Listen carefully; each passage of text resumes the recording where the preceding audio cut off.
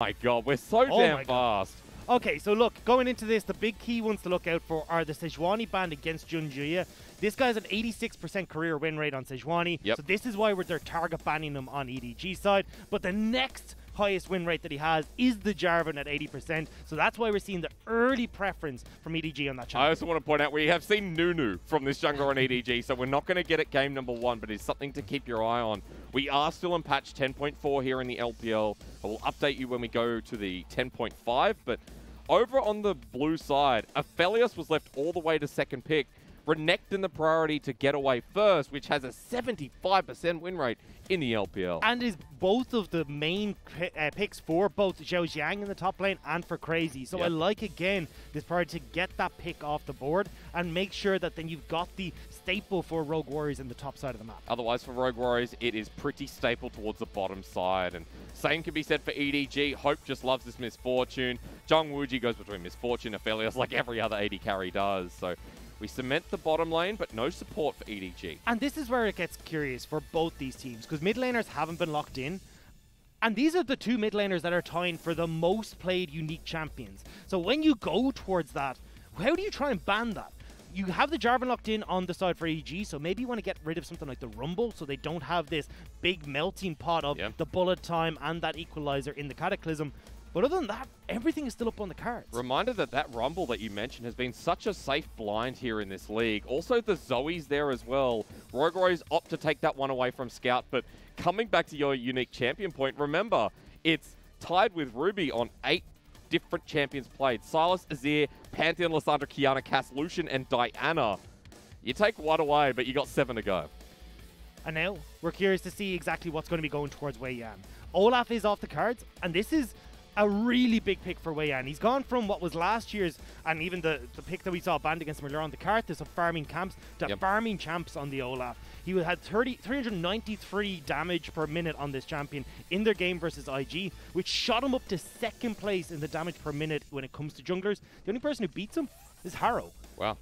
Okay, well, we haven't seen too much of her, and it's funny that they're really on the same team. Yeah. But the Olaf is gone, as you mentioned. You've got the Lee Sin, Elise, similar junglers who are very aggressive with their time in the early game. Now we have to look at what is left. Stop it. I love the flex around. We already see the Jarvan, though, so support, solo laner. What's going to come here? I'd imagine that you're going to see the support. You want to keep the counter pick in a lot of situations.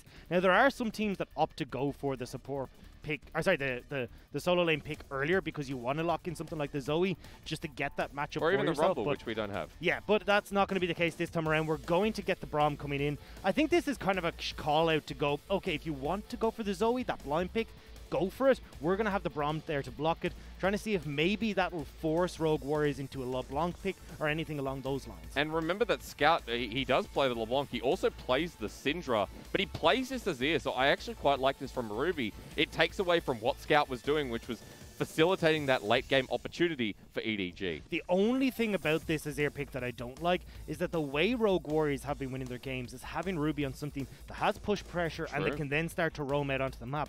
Azir is not that champion. Azir likes to sit and farm up and keep that lane there for a little while. I was having a bit of a chuckle because WeiYan went past his Karthus and he probably thought, lads, can we do this? We do this, but it is the Trundle in the end. So a little bit of a different story. The Zoe you mentioned for Rogue Warriors actually going to be picked up in the end here for Scout. So the Azir, the Zoe matchup in the mid lane is, I think, what is going to be our primary focus coming through. Yeah, most certainly is. This is a matchup where Zoe does get a bit of a push advantage because she's able to hit the back creeps at level 1 and start to get that push snowballing. And this is where I'm looking at EDG going, they have a lot of pressure in that level 2 to 3 slot. Jarvan with those early ganks, you got the Zoe can do a lot of work. Even the bot side, if you're able to get that jump forward as Braum and start these concussive procs, you can really set up these dive potentials. So what about for Rogue Warriors here? Because, you know, there's a lot of talk about diving with Azir, with the Trundle. You need to run me through how this facilitates because it looks like there's a bit more scaling with the Azir that always offers a bit more safety for a team like Rogue Warriors. Yeah, you're right there. You nailed it, Hysteric. Scaling is going to be the name of the game for these guys. You got Aphelios, you got the Azir, let them scale up. You got this big Trundle who does a lot better in counter ganking situations than he does in setting up ganks. Good point. So you're looking to see if they can overextend Jarvan and bait him into these fights where maybe they can turn it around. But the later this game goes and you've got a Mordekaiser, a Jarvan that's probably building that Gargoyle stone play, Trundle's going to work wonders there. Yeah, that's right. And Zoe, the ability to one-shot maybe some of the backlines. So I like that Execution's in on this. If we just look at these two teams, for Rogue Warriors, Execution has always been a bit sparse. We've not had the same confidence in, you know, Rogue Warriors like we have in teams like IG, E-Stars. But I look at EDG right now with the revitalized roster. Okay, with the changed roster. The new EDG. The new EDG. Yeah, nicely done. And I asked the same question because I don't know what to think of this team right now, considering that it is not the team they wanted to come into spring with. Well, it is definitely a team that looks a lot different. I think Junjia has taken a bit of a step back, but they are a team that likes to take a slow-paced early game, hit the mid-game in their stride, and look towards a later scaling comp so that then they can try and work with this. And it's not quite what they've gone for this time around. They've got the comp that likes to get on board a little bit quicker. But certainly in those early skirmishes around the Rift Heralds, around these dragons, they can take over, and that's where they really like to start snowballing. Because that's what it's all been about. It's been about this objective control. Yeah. And I will state for EDG as well, with this new jungle and top lane coming in, games have gone longer, and I was talking to Lyric, our newest caster, who's going to be on the show a little bit later in the week, coming through from Brazil, or Taiwan technically. Anyway, America, but like he bounces around a little bit. He's everywhere. That's a much longer story. We'll go to another day. With the difference in top and jungle and the change, picks like Sejuani, these later scalers, EDG have moved from like that well-oiled machine with a strong mid game that we've talked about with EDG in the past to now, okay, successfully scale, EDG are going to be a slower team. Well, this is the thing now. We have seen him. We've only seen Ju and Junjia on the Nunu, which didn't work out so hot. But and on the Jarvan. Hey, but it was a big balls pick, you know? I know, it's big snowballs. But the thing is that the Jarvan has a lot more early game pressure to work with. So we can go for, Flag and Drags level 2, heavy level 3 gank pressure. So this is now where we're giving the potential to Junjia to make these plays early. I think Junjia is going to be someone I watched throughout the jungle. I've seen the Sejuani, I've seen the Nunu. In a way, I've been impressed that this guy's playing different picks, but now he's on the meta champions. Now he's into game 1, taking on Rogue Warriors as we join Summoner's Rift at the 32nd point. And across the board, I'm just going to do a quick take of runes. And it's the Comet, it's the Electrocute. Really aggressive towards the laning phase from both Scout and Ruby. Well, this is the thing. Ruby, what you want to be trying to do is get little bits of poke off against Scout in this lane. Yep. Hit the back line so then you can start to work and pushing that wave back in effectively, but still working with the poke that Comet provides. Whereas Scout, I mean, you're Zoe. You want to go for the all-in. You want to have that Electrocute damage there to finish off some of these targets. The other thing to look out for there is the press the attack on Trundle. This guy is looking to get into your face, looking to be a nuisance, and really start whacking you with that ice club. Keyword nuisance there as EDG look for that invade, but spotted out by a ward in the river. They know Junjia is towards the top lane here, and I think a nice ward from Crazy to stop the potential of this level 2 gank if he chooses to go up to XiaoXiang. WeiYan's also going to solo start, so they won't have a huge amount of information as to where exactly he's pathing, but they will know he started on the top side. So both these junglers will meet on the bottom side. If we see Junjia go for this full clear, or at least this buff to Gromp clear, or he can stay on top side and potentially look for a level 2 gank on Crazy, who's already started to push that wave. Or even Ruby. Look at the pathing here from Jarvan. He's level 2 and Scout gets poked out. The wave shoving. And Ruby taking this much damage, even though Scout doesn't have Trouble Bubble, the Electrocute, the trade, pushed off of the wave, and a bit of pressure given over to EDG's mid. And this is actually just an easy pickup, but I'm looking a lot of trading in this top side for the moment. I wasn't sure if we were going to see them hit that level 2 and go all out. But it's a transition gank for Junjia. Yep. He doesn't really care about actually burning any summoner spells there. He just wants to force Ruby back so that then Scout has a little bit more control in this lane. Still going to be pathing towards that bottom side. He knows he was spotted out, so you're not giving any more information across the Rogue Warrior. We also forgot to talk about summoners here. 2 summoners that you don't normally see in this mid lane. Cleanse against the Zoe bubble, and also, no, sorry, not the Death Realm, excuse me. You need a QSS for that one. But a teleport from Scout instead of the kill threat that comes with Ignite. Well, this is what we've been talking about. Scout likes to get out of this lane and roam. So as long as he's got control, he can push in the wave. Well, that teleport is going to work so much better for them. Oftentimes, as you said, XiaoXiang, that's where they're going to be looking, then potentially moving down to Hope later points in the game. Look at this pathing though. Trundle's moved into the river and Junjia's coming from behind. They think they have the advantage. The flash is going to come through, but first teleport of the game going to come bottom lane, but Meiko is dead already. Now they turn onto Hope, who flashes away. Scout comes in, gets the trouble bubble, and in comes the Trundle as well. The extra damage, the heal, and the flash away from Scout, but Gravitum into full effect. It's a full-on LPL fight as Zwuji at the turret, but the misfortune damage is there. Lei says, I'll take one as well. 3 for 3, the chaos begins. And it's only the first game of the day. I love to see this coming in from the LPL. That's going to be 3, as you said, 4-3, but EDG will be able to push in this wave in the bottom side, while Ruby, who didn't come at all, has forced Scout to miss out on so much CS. So when all's said and done, it's a win in the books of Rogue Warriors. Okay, let's go. Take me through this because you got a lot to do. Oh, Jesus, do I know. WeiYan was able to come in through the river, so Meiko, who thought was setting up for Junjia, was actually being baited in on his own side. So the Scout did have that teleport we were literally just talking about to help out, but unfortunately, with the guns that were available for Zwuji, he was able to turn this right around and Lei, bloodthirsty support, swings in with the hook. At that point, he was dead anyway. He has to get that last kill. I want to point out there, Zwuji, at the start of that fight, had the Calibrum, got rid of it, and moved into Gravitum, and that's where the 2 kills came from. So, really good shot calling, really good decision-making overall from Rogue Warriors. And now 2 kills on the Aphelios early. We know how this story goes because we see it every day. It's 2 kills on the Aphelios early. He had the wave pushing in, so actually end up getting more experience in this state. And look at the levels on the mid laners. 4 on Scout versus the level 5 on Ruby. Hang on. Well, level 5 in both top lane here. XiaoXiang is going to take the engage onto Crazy, but his passive's still there. Redemption from Zoe gives him health. This champion is so silly. The flash away from Crazy, response from XiaoXiang, and a redemption from a mid laner just does everything. From downtown to turn it around, Mordekaiser will be able to force back Crazy. Although, Rogue Warriors is trying to sneak away this dragon without anyone else knowing. I think with the death sentence and the lantern, they don't get spotted out. So, yes, sneaky, the key word again. And the thing is, they know they're safe to go for this. Meiko can't look to really engage onto Zwuji because he's got no flash, he's got no way to cover the distance. So this Aphelios is free to just pick up the experience and give the dragon across. Plus, he's always going to be faster moving. He's got the Berserker Greaves as that first back, so early dragon here for Rogue Warriors. And when we came into this match, we were talking about the potential slowness of EDG. Now, that hasn't been the case, but Rogue Warriors always press the go button, and that's seen here in this first game. And I'm so impressed by WeiYan making these calls. Yep. When we looked at him last split, he wasn't anywhere near as confident in just going, okay, I can make this play. I've got the confidence to go for this.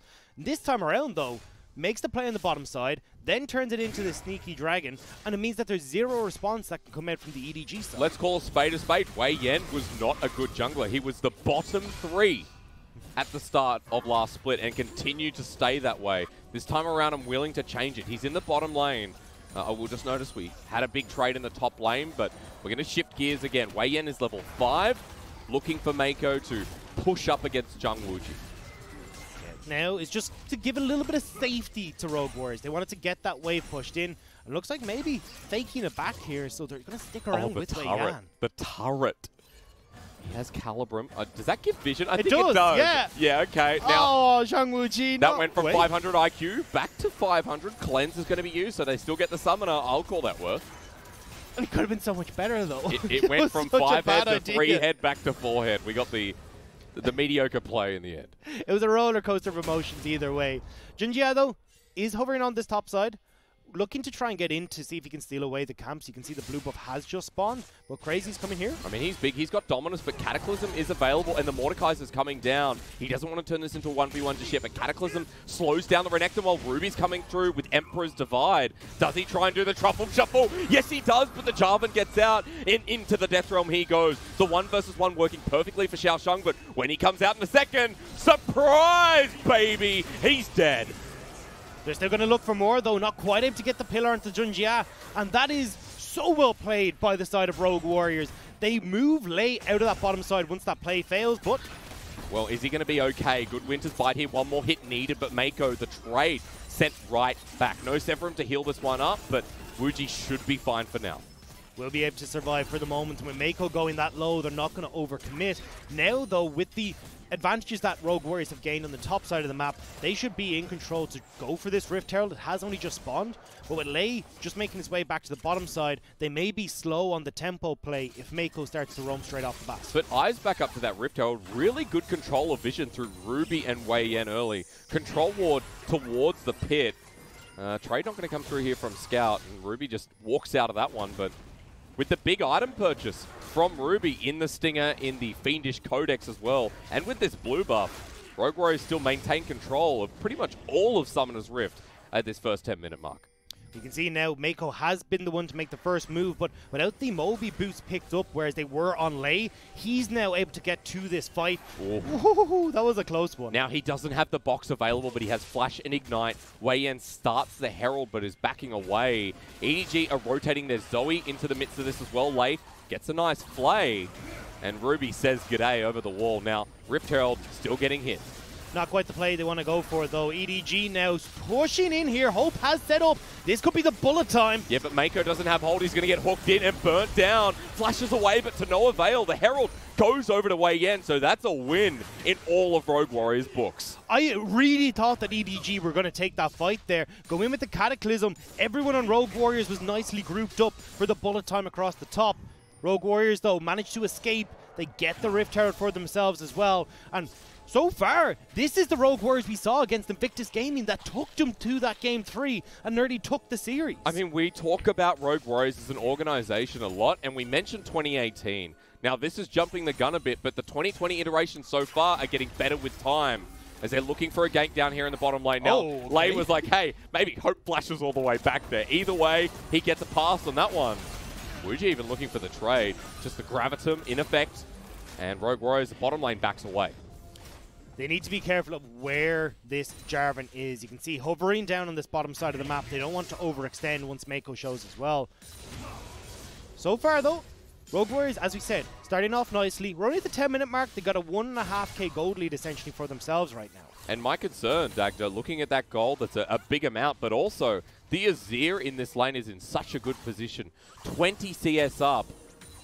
And it's only going to get worse from here. That Nash's, I guarantee you, is available with the gold in his pocket and then some to pick up the rest of his boots. And this all stems back to Scout with that early teleport play. Because he traveled down, it gave the Azir the level advantage. Meant there wasn't as much. You can see at the moment he even still has that level advantage, where there's not as much play that Scout can do to hold on against Ruby. But now, though, Ruby's the one looking for the roams. Will be spotted out on the Scuttlecrop, though. Yeah, but at least constantly threading bot. He has so much shove in this wave. He can do this and get away with it at this point. Even starts the Mountain Dragon, and Rogue Warriors is a 4-man unit. They have full control. The bottom lane is actually backing away from EDG. So objective for no response from the red side. If they spot there's no bottom laner here, though, WeiYan could just go towards the bottom side here and throw down that Rift Herald. Its only misfortune is here. Okay. Well, Junjia is in this top side meanwhile, and your play you were talking about with WeiYan, here he is. No bottom lane. Dagda, you're on it. This is going to be a case of they'll get at least 4 of these turret plates. Don't think they'll be able to maybe take down the last one quite yet. Well, Hope has rejoined. He has himself the ultimate in his back pocket. At least a bit more gold here from Rogue Warriors bottom lane, so they maintain their distance in that gold gap. But now we're going to have to look for an answer on the top side of the map. Junjia is moving up. They can see the Crazy started to back away from the tower, afraid of the pressure that can come with this 3-man roam we talked about already towards the top side. But good respect, really good respect. And I think a lot of the time when we see the trade patterns across Summoner's Rift, we don't always get this top laner slash bottom lane pull away from the turret and then see, okay, good, we're not going to trade anything. So shot calling has to be heightened again here and talked about from Rogue Warriors' end. I want to bring your eyes, though, Hysterics, to the bottom side of the map. Where am I looking? Your favorite champion. Oh, Season 10. Season 10 in the bottom side of the map. 3 kills plus a bunch of turret plates now picked up. Zwuji is in the best situation he could possibly be to carry this game. Why do you think we keep talking about the identity of Rogue Warriors being around this AD carry and the experienced 2014 support that goes along with him? Well, they always play towards this bottom side of the map. Zwuji has a 70% kill participation. We're not getting time. We're not getting time. Their sentence not going to land. The pillar goes in between 2. Hope and Meiko are fighting on a knife's edge. They're getting bullied, but at least they survived that engagement. And they have been trying their best to survive in this lane. There's been quite a lot of pressure that has come down between WeiYan and also Ruby trying to get down into this bottom side. Junjia, though, we talked about how strong his Jarvan has been in the past. Began the game looking very good, but now it started to fall off. Worried about what's going to come in from WeiYan because he's got that ultimate available and can steal all the stats that Junjia has gone for. Seems to be struggling to match the tempo of Rogue Warriors. WeiYan a level down. Cataclysm available here for the Jarvan, but Junjia says not this time. Just getting some positioning around the Dragon in 2.5 minutes. But at this point, it's not going to mean too much to Rogue Warriors. So they can back away, and they're not giving up anything again. It's the ebb and flow of vision control. You move in at this point to get the deep wards, so then when you get to that 1.5 point, you can move in again, re-solidify that vision, and look towards the Dragon. They do not want to let Rogue Warriors get onto a third Dragon point. Well, I guess the turret's going to count as vision as well, right? That gives a bit of information to Zwuji. Lei's still going to back too, and that's the 3rd or 4th time for Junjia that he's tried to come to this bottom lane or through mid, and he's been spotted out in the process. I don't even know how that fight goes in the bottom lane anymore. You've got the Essence Reaver completed on the Aphelios, not so much there for the Misfortune. So one in the mid lane, you've already got that first item completed. So with that Dragon we were talking about at 1:45, that's a dicey one for them to go for. But a nice bubble here from Scout. He has enough to make a portal jump, but WeiYan is there waiting. The Azir with Nash's Tooth does quite a lot of work here in extended fights. So EDG going to have to let that one sit for now. A quick look at turret plating while we have a lull in the moment, or the slash action. And yeah, bit to Aphelios, bit to WeiYan. It wasn't a big turret plating game. It all came off of that play in the bottom lane though, and now they want to solidify that lead fighting for the Dragon. Ruby? In a good position, they're face checking this. Meiko confident here with the Unbreakable, but there is the Lantern. Oh, Fisher. Ultimate wasted from Meiko. That's massive. It means that no longer can EDG contest this Dragon because there's nothing to stop the likes of Crazy or even WeiYan running down EDG, especially WeiYan, as we said, with all the stolen stats that he will get. And that threat disengages well from the turret. The first turret of the game about to be taken here from Rogue Warriors. It's only Hope with his ultimate available that can stop it. They succeed for now, but the minions do their dirty work and put Rogue Warriors in that comfortable 1k again. And this is difficult for EDG. Because in theory, they're doing all the things right. Junjia got out on the map early as Jarvan, but unfortunately wasn't aware WeiYan was sitting in the bush, and EDG were able to turn around that first initial gank. Now they find themselves at a deficit where they are against a team that outscales them, and they haven't been able to find a foothold back in this game. EDG need to find these picks using the Jarvan and the Zoe, and get an opportunity to get a 4v5 around this Dragon. Because EDG's success story, and especially around E-Star, we saw the best of Scout, the best of Hope, and how this team can actually bring us into some good team fighting. And I think the success story with EDG in the past has been around the franchise players. I'm going to pause myself because Meiko's running in the Unbreakable first, but I don't think that blocks that much damage. Jarvan's going to go into the backline, and they've found Lei. He's down, but with the Cataclysm there and the shuffle back, Rogue Warriors get a trade. XiaoXiang comes in with the Death Realm, but Ruby just walks away. The flash back over the wall from Ruby means he survives. And nice little paddle style to come over, but it doesn't land, so XiaoXiang is left on his lonesome. The 4th kill going over to Zwuji. Lei is yet to hit a hook that I've seen so far this game, but it doesn't matter in that situation. He can play. Yeah, he's made the play. He's got it working, at least eventually. He will fall for his sins, but it does give Rogue Warriors over the team fight, over the Dragon that we're talking about, and now they're setting up beautifully for this soul point in just a matter of minutes. Yeah, a really quick cloud to come through here. So for Rogue Warriors, with that soul point, we've also got another Herald up there as well. 3 minutes until that despawns. And really good start here, even though you're right, Lei missed the hook. Look, it will be able to turn it around. They're able to disrupt Hope as well. That was something we didn't talk about in Tramp Select, is how successful Trundle is at preventing the bullet time. Because you just pop up that pillar, knocks the Misfortune aside, and they can't follow up. That was the big factor there, where Rogue Warriors may have had lower health bars or even gone down if Hope had managed to get the full channel. I just love that Junjia was like, okay, I've got a good Cataclysm. He gets Emperor's Divided, and then Zwuji unleashes an ult into him. But another hook's going to land, and we're going to see Meiko caught out here. Zwuji has the Gravitum to slow him down the pillars there as well.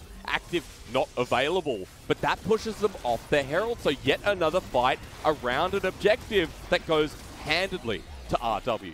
And I'm not even sure why EDG attempted to contest that.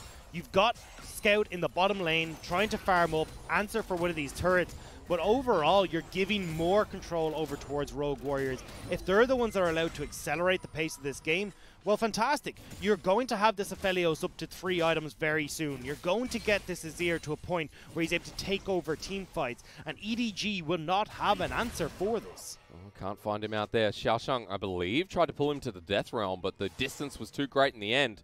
So Ruby just shuffles out of that. And even Crazy, coming back to your point, in the side lane. I mean, this Renekton in 2 items where he really finds the true core of his damage will be unbeatable, especially towards the likes of XiaoXiang. And I love to see Rogue Warriors doing well, because it feels like this is the redemption arc for a lot of these players.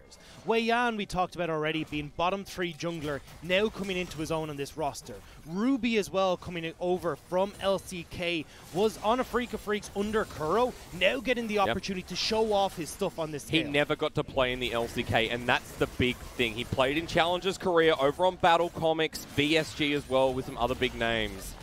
But this is his time to shine, his first Premier split.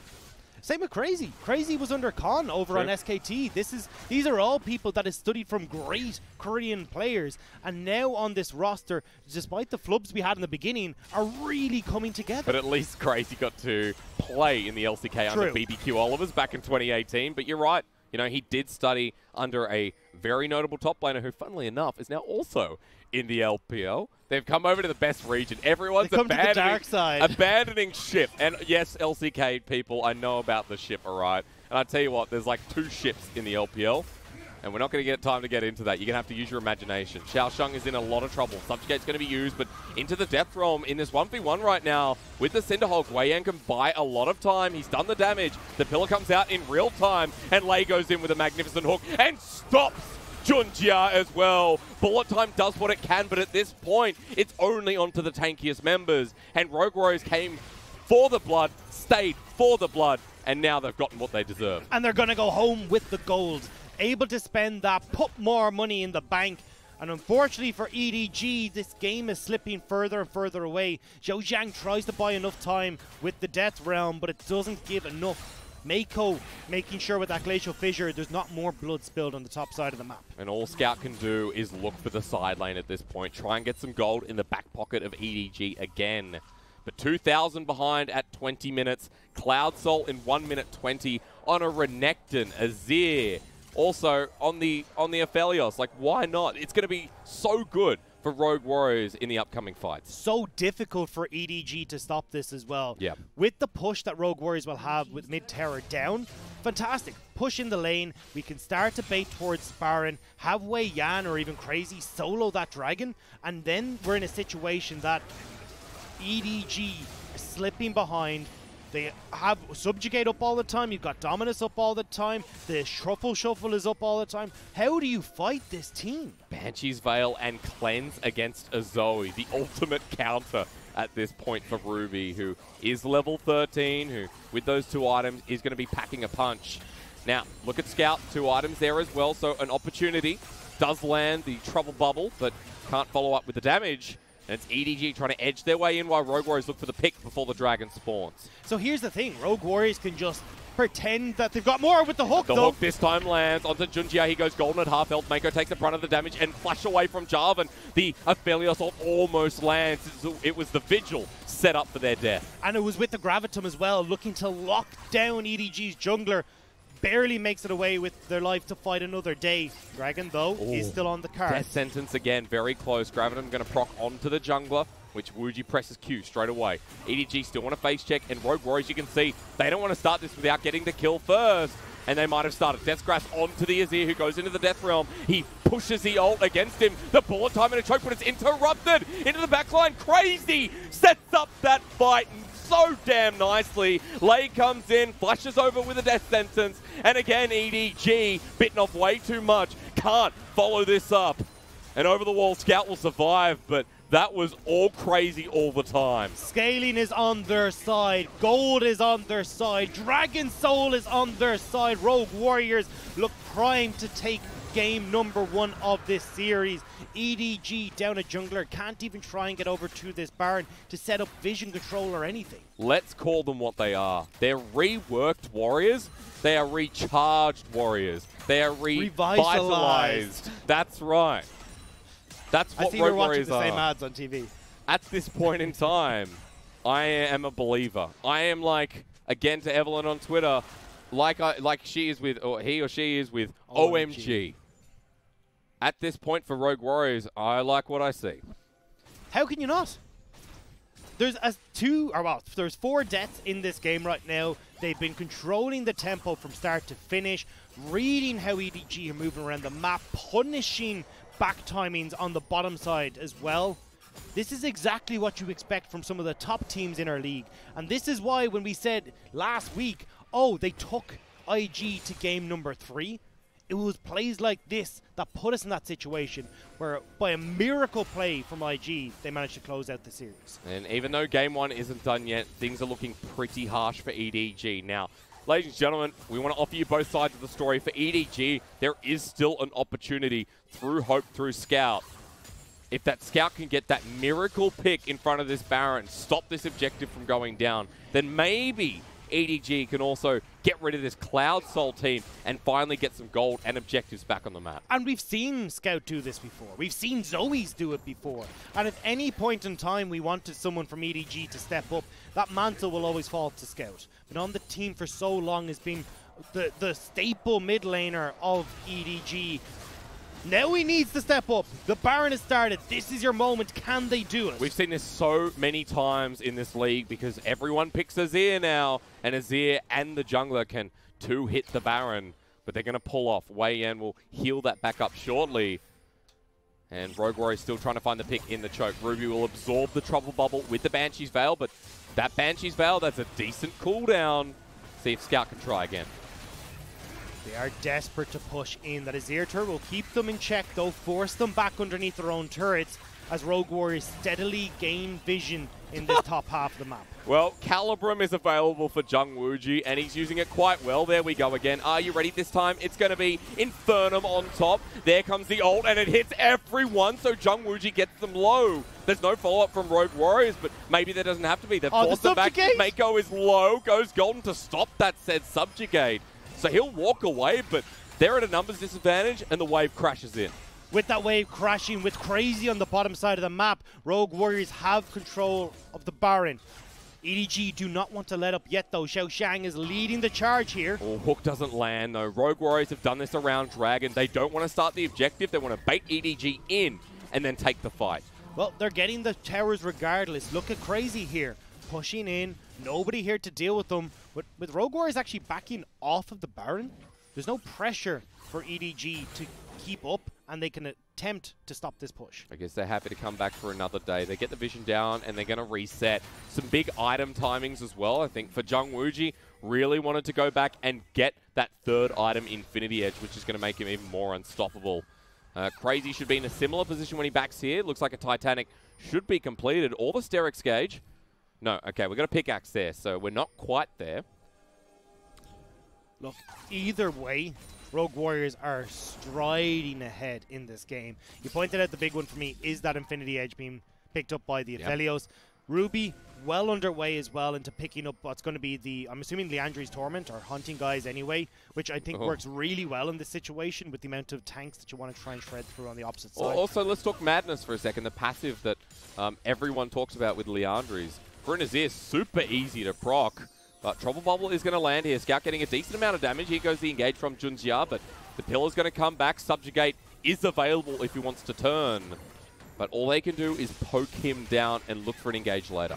I think he should be able to farm up, well, he is going to back, but potentially could have farmed up a decent health bar as well if there was any camps on that top side. But with that not being the case, we'll just back away. Now this is the opportunity for EDG to try and move in this 4v5 and get some control of the vision back, but unfortunately not brave enough to take step into the river.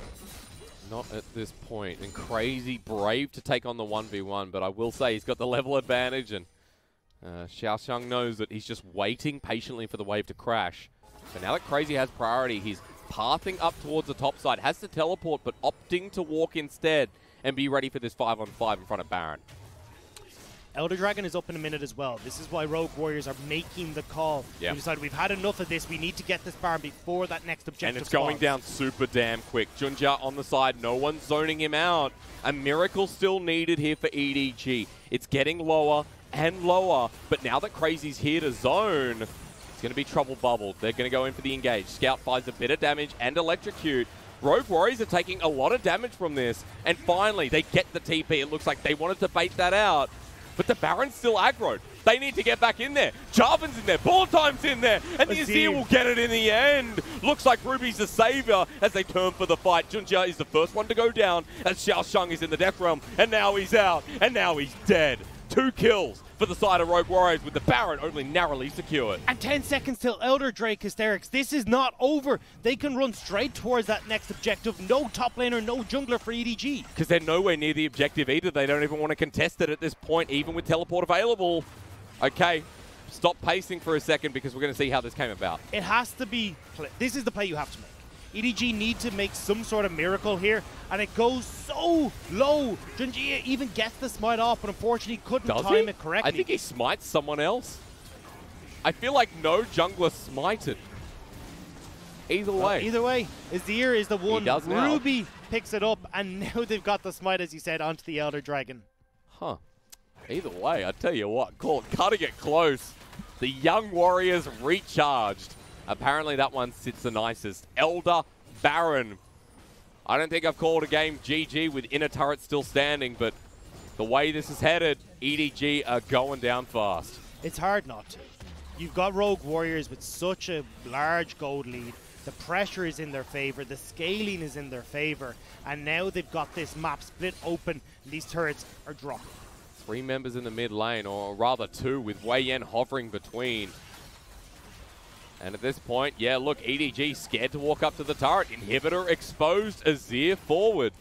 And this inhibitor will drop with it. And look at the Baron minion in the mid wave. Rogue Warriors can just transition and head down this wave as well. They're still playing it safe, though. Are wary of what Scout can do with this Zoe. Good amount of burst will shut down this play.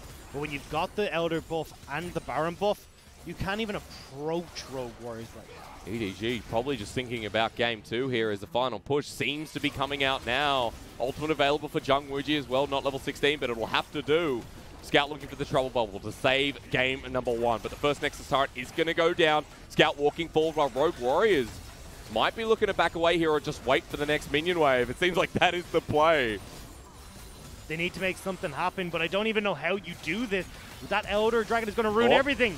Junjia in for the engage. Cataclysm there as well, but now he has to back away while Ruby jumps forward, cleanses away, sends them backwards, and the shuffle does it again. Onto the execution time with the Elder Dragon. Oh, don't steal the pentakill. It's a quadra in the end and a Rogue Warriors game 1 win. And they turn that back so well. That initial gank in the bottom lane was all they needed to take over this game. That snowball was immense, and Rogue Warriors looking strong. I tell you what, that game 1 tells me that we are going right up the right direction for Rogue Warriors, where we talked them up in their game against IG. They performed here again, and this time wasn't Invictus Gaming they had to go up against. It's an EDG, which has a shattered roster at the moment. And we talked coming into this game about what our expectations would be. This was off screen. But we said we thought this would go to a game 3. We didn't think that Rogue Warriors would come out in such commanding fashion and take over this series. No one did, because Rogue Warriors are expected to be the bottom team. WeiYan is not a jungler you'd think of for a top-tier spot. Crazy Ruby new in the LPL. Zwuji and Lei, sure, a reasonably strong bottom lane, but not stronger than Hope and Meiko. I guess we're wrong for game 1. I guess we're wrong for Rogue Warriors, because they put on a bit of a clinic and got both those big dragon, Baron, purple things. Perfect descriptor. Whatever, the thing that stands out to me, though, is when I was prepping for this series, looking at Junjia, I was like, this guy's the Trundle player. Maybe they let something through, so then they give something over to WeiYan, like the Jarvan, like maybe pour some onto something similar to Sejuani, and you can take those subjugate stats. I did not think it'd be WeiYan bringing out this Trundle, nor playing it to such perfection. But I can tell you one thing I know for sure. Renekton was already like 25-7 or something crazy with a 75% win rate. It's going up. It's going up. Crazy. sends this champion sky high. And I don't know what to say. I think we're seeing more of Ruby too. I think the Korean solo laners that I expected would take time to develop over the split are already showing signs of brilliance earlier on. But it's the way that these guys are playing the map. We don't see them on the screen very often. Crazy's off working a side lane. Ruby as well realize, hey, look, I don't actually need to roam down to this play in the bottom lane. We've got this. I'm going to shove in and make sure Scout's losing out as much as possible in this play. Now, it turned out to be the best call possible because he gets the level advantage. No longer can Zoe push this Azir in or even really contend on the wave with them. And now this Azir is in a great spot. Because of the kills that went over, Greater Aphelios is in a great spot. This is all coming up Rogue Warriors. Yeah, the extra bit of turret plating gold on top of that, I think, was a really key factor. But decision-making, you wouldn't call a strength of Rogue Warriors up until now. Up until now, because this was really coordinated out of, again, meant to be a bottom-tier team. I can't state that enough because Rogue Warriors are meant to be. What did you rank them? What did you rank them? They were low on mine. I did 16th or 15th or 16th. Yeah, because I always look at old school Rogue Warriors where, you know, they come in second, you've got the likes of Doinby on the roster. I'm like, this is where we want to go back to. Those were the days. But now we're starting to see, I mean, Korean mid laner coming in, starting to look like good. I mean, maybe we're putting our foot in the right... The recipe's there for a reason. It works for